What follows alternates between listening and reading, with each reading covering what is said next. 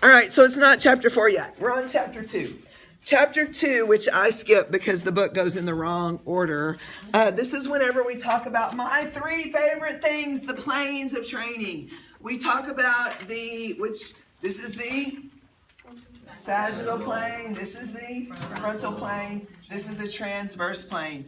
If y'all remember, I let the great, amazing Dr. Priest keep all of the things going with the levers. We started off in this book and we moved pretty much straight to the planes. So after we talked about the planes, again, this was sort of a short chapter for us in this class. We talk F equals ma. What does that mean? Force equals mass times acceleration. So our goal should always be to move our mass as fast as we can, because that's how we create force.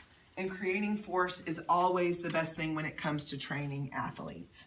A few other things in this chapter. We talked about the angle of pronation. So a muscle that has a whole bunch of feather-like setup in its nature is going to have a lot of range of motion. Who remembers the tagline that I gave you with this? The more mobility a muscle has, the less stability it has. So when you think about the deltoid muscle moves in which plane? Sagittal, transverse, Frontal. It's way feathered up. But is the deltoid a huge stable muscle?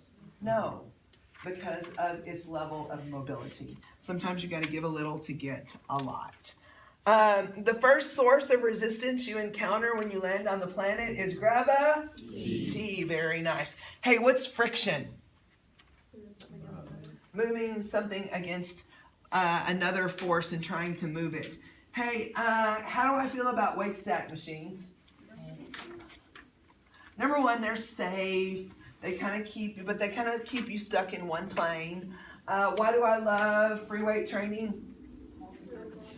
Multiple planes. You can do multi-actions with it. They allow you to mimic the sport that you're trying to enhance the performance of. They allow us for perfect progressive overload.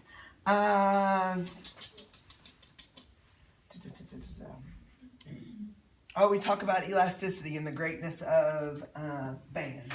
We love doing band training. It's a great thing. We talk about the back and we talk about the pelvis. Hey, what is it called if I have a client that is in anterior pelvic tilt?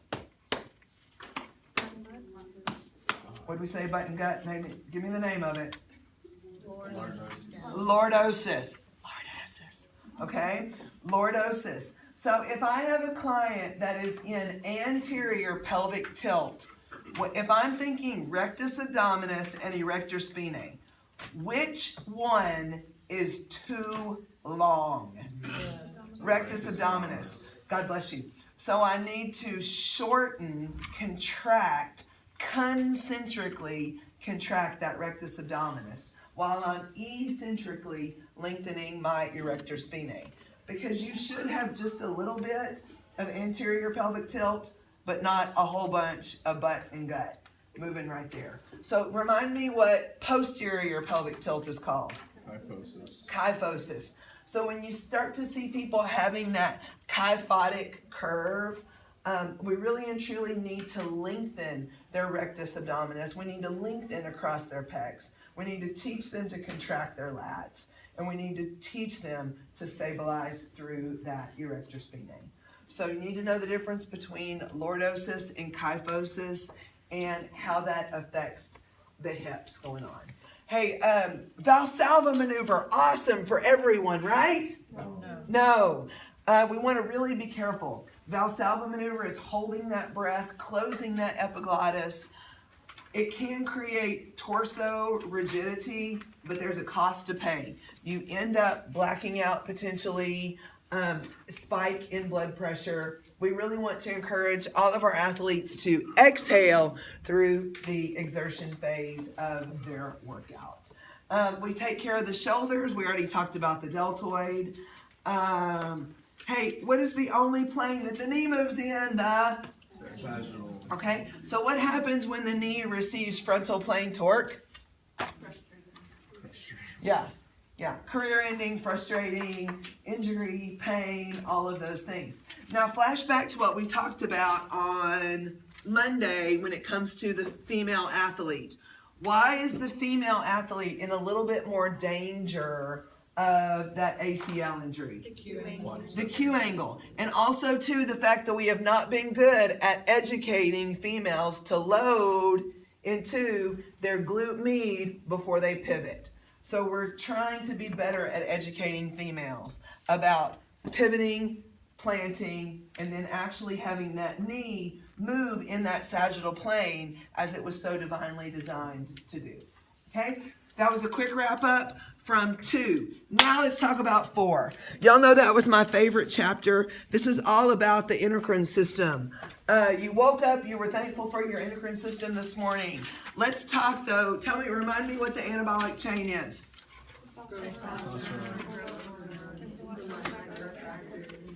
Very nice.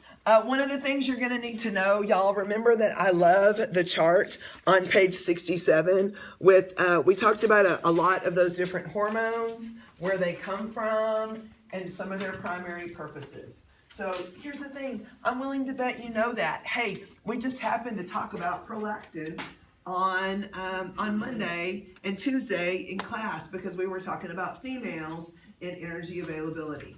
Hey, tell me, look on your chart if you have to. Where does prolactin come from? Your anterior pituitary gland. Hey, that happens to also be where what comes from? Growth hormone as well. It's got a lot of stuff going on. Excellent there. So every single hormone has a receptor. When hormones are down-regulated, what is that theory called? Lock and key.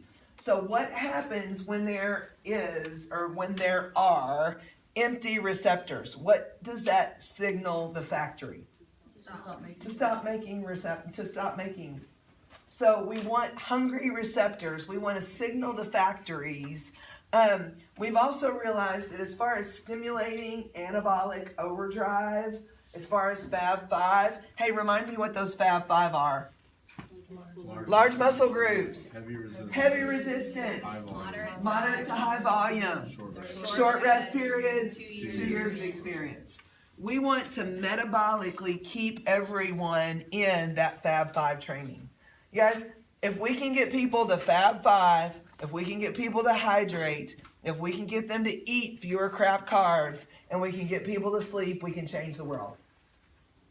It sounds complicated, but it really is not. We can make these changes. And friends, y'all have learned the science now behind why we need to do what we need to do. There's a method to this beautiful madness of this. And it's really not that hard or not that, I'm going to take that back. It's not that complicated, but making change is hard for a lot of people. Is change hard for you sometimes? Yes. So we got to encourage people to keep that change being okay.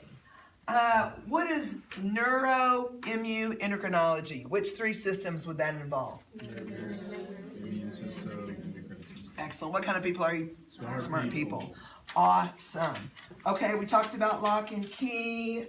We start to talk about Fab5. That's over on page 75. We talk about the greatness of testosterone. Testosterone interacts with almost every single cell in the body. We've got to have it. It is one of those things that helps keep us. It is the fountain of youth. So review your things about testosterone.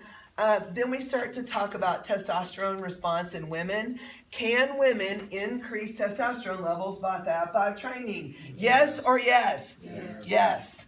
Now, we're not going to have as much as you gentlemen by divine design, and that is okay. But we all want enough of that testosterone to help us continue to feel the zest of life. Hey, because when it comes down to it, we're here for 2 reasons. What is it? Okay, let's be real. Is testosterone important in procreating the species? Yes. Yes, it is. Is testosterone important for you to be nice? Yes, because it makes you feel good. It just really does. It keeps everybody happy. If there were a little bit more testosterone and a little less estrogen in the world, we may all be happier. And you know what? You can control that by what? Fab 5 training. It's a beautiful thing. Keep estrogen at bay, increase testosterone levels. Women have sort of a boost when it comes to growth hormone levels. I kind of referred to that as the yes window. That's that early follicular phase. Why does growth hormone go up during that phase? You potentially could have to build an entire what? Another human. It's a big deal. It's a really, really, really big deal. Hey, check out those bullets on page 78 in your book, as far as those are functions of growth hormone. They allow you to do so many of those good things. Latch on to 4 or 5 of those things that really make you feel happy and thankful that your pituitary gland makes growth hormone just for you.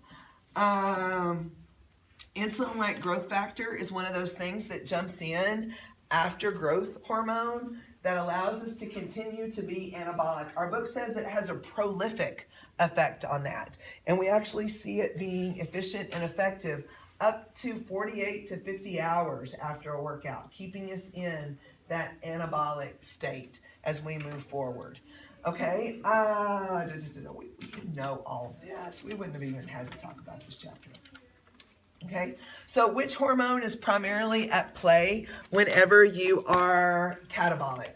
Cortisol. Do we want our athletes, when we talk about a testosterone to cortisol ratio, what do we want to be high? Testosterone levels. What do we want to be low? Cortisol levels.